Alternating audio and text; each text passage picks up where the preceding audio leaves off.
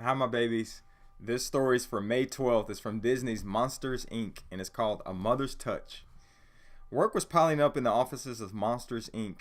Celia was out sick with the flu, and there was no one to cover for her. Just then, Mike had an idea. I'll call my mom.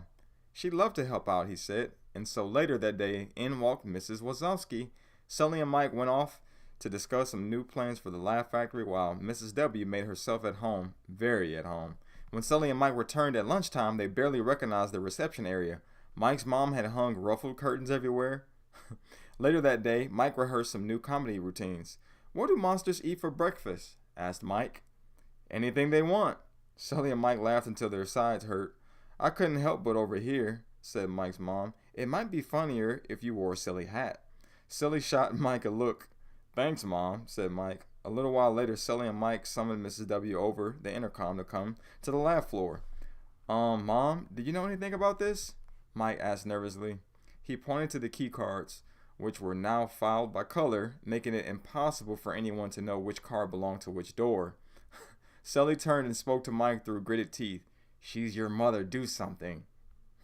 Just before the day was through, Mike went to the front desk, sat down, and took his mother's hand. He never fired his mother before. This wasn't going to be easy. Mom, you know I love you. And you make a terrific receptionist, but... Just then, Celia walked through the front door. Googly bear? Celia cried. Scoomsy Poo? What are you doing here? Mike asked. You're supposed to be home in bed. I couldn't stand being away from you one day longer, Celia gushed. Mrs. Wazowski beamed. He is irresistible, isn't he? Well, I guess my work here is done, she said, gathering up her things. Suddenly, Mrs. W stopped. Oh, Mikey, what were you about to tell me? Not a thing, Mom, said Mike as he gave her a kiss. Not a thing.